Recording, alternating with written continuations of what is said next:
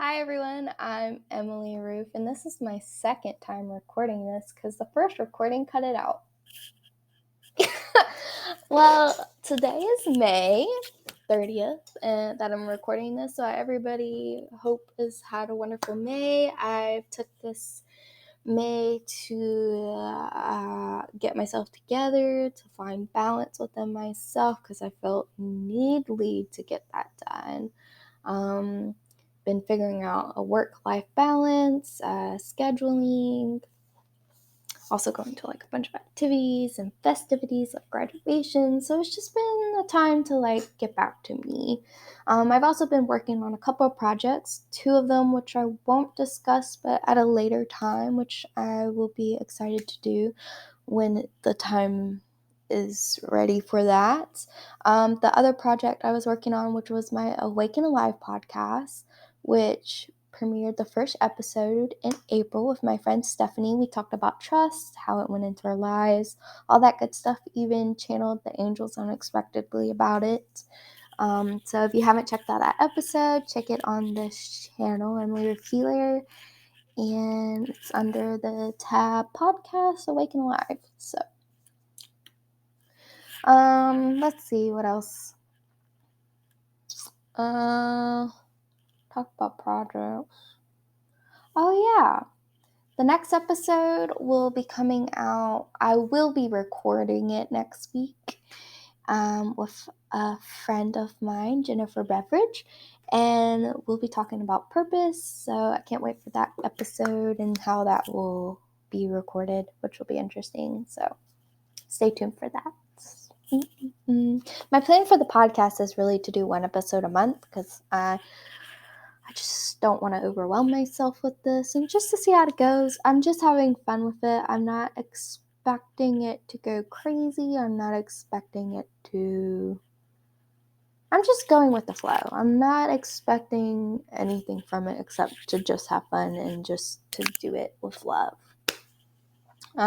Speaking of love, I woke up this morning and I saw a hooded figure in my bathroom, and I thought I was seeing things because it was like dark in the bathroom, and it was like 8 and 9ish o'clock in the morning, and so sunlight, and the bathroom I have, the door is open and it's in my room, and I saw this figure. I swear it was like as tall as a cabinet, and our cabinet's about 6 feet or so it was about as tall as that, and I was like, huh? And it was dark hood, and it looked like it had bruises or swirls, something like that, red swirls. I was like, what is that? And I saw it with my physical eyes. So I was like, I'll look into it. So I opened my third eye, and then I saw this skeleton figure, and I was like, what is this? And I was like, angels, is something I should be worried about? They're like, that's all I get. I don't. It didn't cause me any harm. Needless to say, I think it was just looking for help. I don't think it was an actual like anything bad. I don't think it was actual skeleton either. I think that's just how that spirit was presenting itself to me, or being. I'm not really sure. And because later on, I just left it alone because I was like, let me figure this out. I did a chakra meditation, a heart chakra meditation from Alchemy, which Nicole Frolic owns that I'm a part of. And I did that, and first, when I dropped into my meditation, that's the first being I saw was the skeleton, except this time the hood was off more. And I was like, not really speaking, but I can tell it wanted something from me, and I was like, are you lost? Blah, blah, blah. Wasn't really giving me answers, but I think it was just looking for love because it was like clinging on to me, like I was opening my heart, and I had the angels kind of help with me with that because I was like, whoa, like back up, kind of in my space. But I got the notion that I just needed some unconditional love, and I swear, like when I was I swear like the skeleton like came off, and it was like this person, this blonde looking man, young looking, but like I swear I saw the skeleton like fall and like it was lifeless, but all I saw was this orb, and I was like, huh. And all I kept getting was like it just needed some love. And I swear I saw the skeleton cry as well, which doesn't make sense to the human mind because skeletons don't have any fluids, really, except for the bone marrow that makes blood, but it was like a dry bone skeleton. And then it was just lifeless. And then I picked it up and I just patted it on the head and I was like, huh. And then the angels did whatever they did with the bones.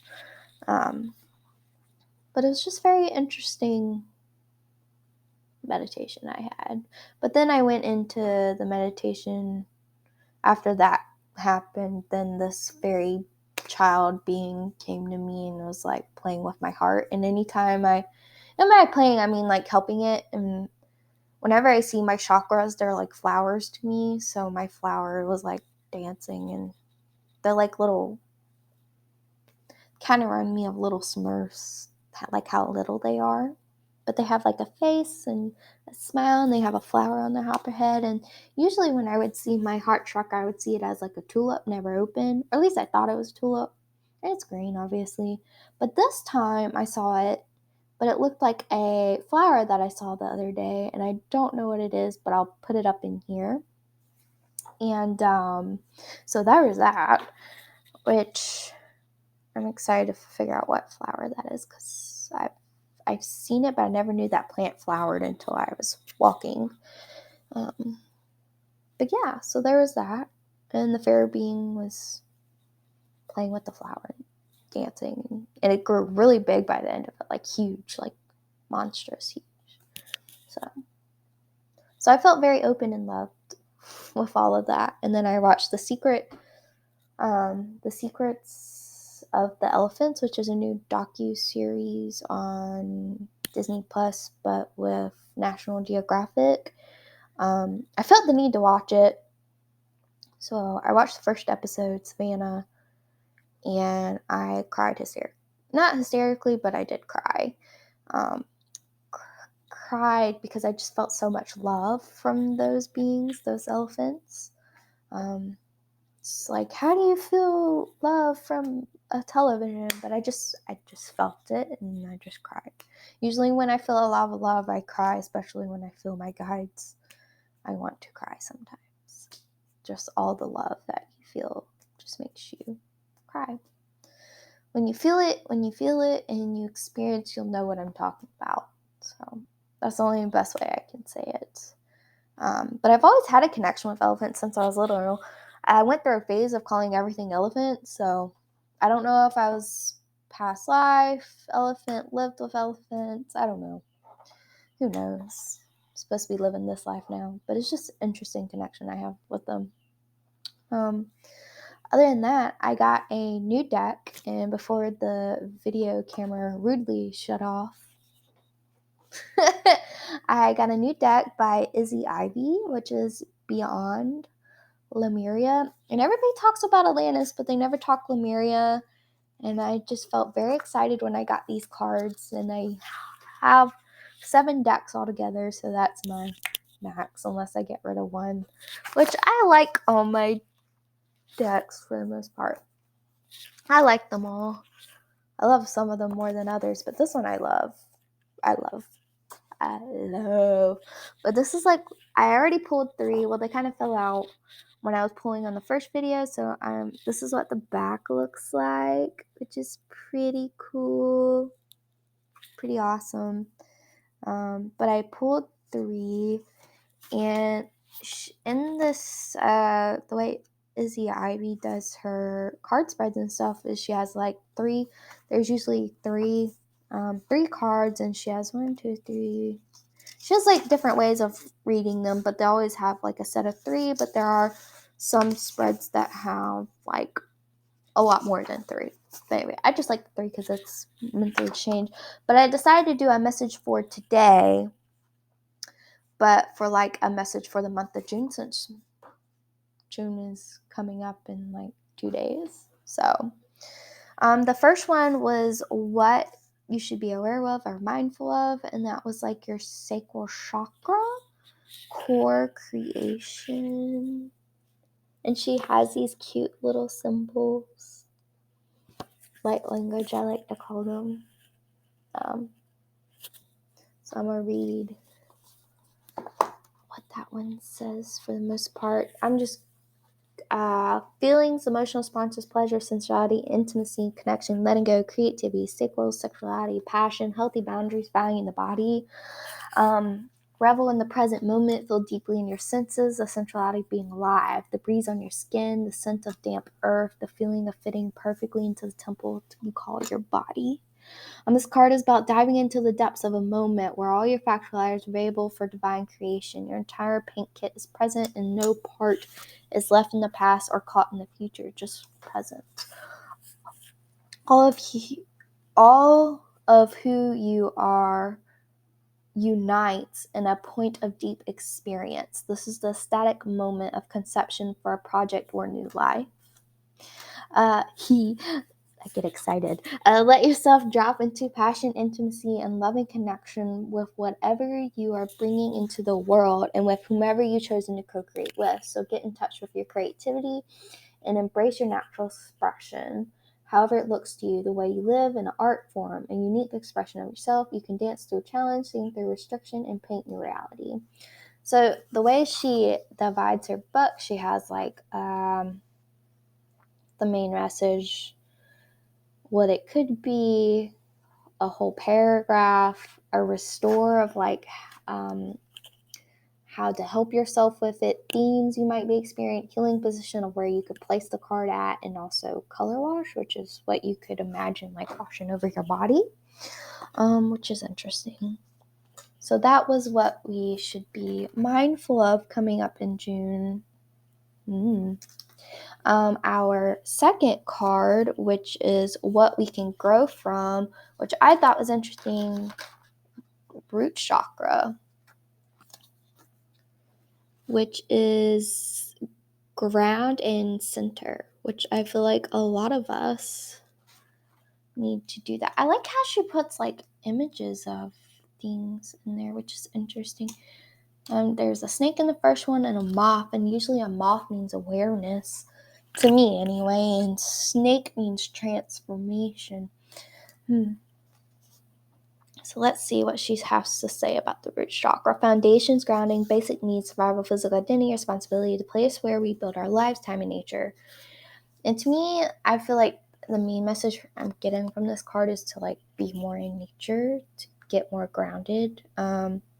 The image speaks of finding home within yourself, a sense deep of inner peace and strong sense of grounding and being centered. Here you can be released from the grips of survival into the place of thriving. There is trust, connection to community, and rely on others and joyfully understand responsibilities in turn. You are held and have strong foundations of all aspects of life. With your guard down, you have the tools to ride the waves if you need. Everything is okay.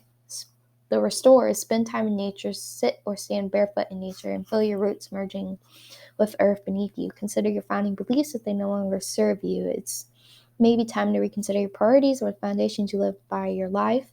Be aware of any recurring patterns that may be holding you back. So letting things go, letting things come. And for those that aren't familiar with more than just the 7 chakras, you have the chakra called the Earth Star chakra, which is initiation. And with that, that is where should we put our energy for the month of June. I'm getting ahead of myself. June is your Earth Star chakra. Oneness, collective conscious anchoring, transmissions from the higher realms, sacred earth knowledge, integration of divine, working with the grid lines. So by being grounded more, being yourself, and anchoring into more earth, I feel like that's just bringing into fruition to like hold your light. I feel like that's what I should say. You are standing at a gateway into the unknown with trust in your heart, ancient remembering in your soul, and inner illumination to light the way. You have access to the seed of creation, the spark of existence, and the codes and the hold the blueprints of who and what we are. This place is clear and grounded despite moving through multidimensional realms, and able to bridge worlds by functioning in physical reality. The higher you reach for the divine in the realms of spirit, the more important it is to anchor deeply into earth.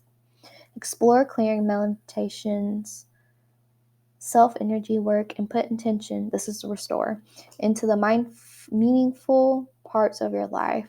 Find ways to balance your life. Be aware of the times of the day that are more conducive to different states of consciousness, such as flow and meditation productivity. I think that's where the balance is coming in, honestly. I feel like balance is important. But I mean, everything, like lately, just find what works for you. If somebody likes to eat breakfast at like 7 o'clock in the morning, you're just not even hungry at 7, then, don't eat until you're like wanting to eat. It's just all about listening to your body. But yeah, this is it. Sacral, root, and Earth Star. I like how it has the lotus. These are all freaking cool cards. I really love this deck, so if you like it, you know where to get one. Probably somewhere at your local stores or online, probably Amazon. I don't know. I got mine out of the apothecary shop, as I said earlier. I think I said earlier. I don't know. But anyway, with that being said, I hope you all have a wonderful rest of May. I will see y'all in June. And please like this video for all intensive purposes and subscribe to catch up with me more.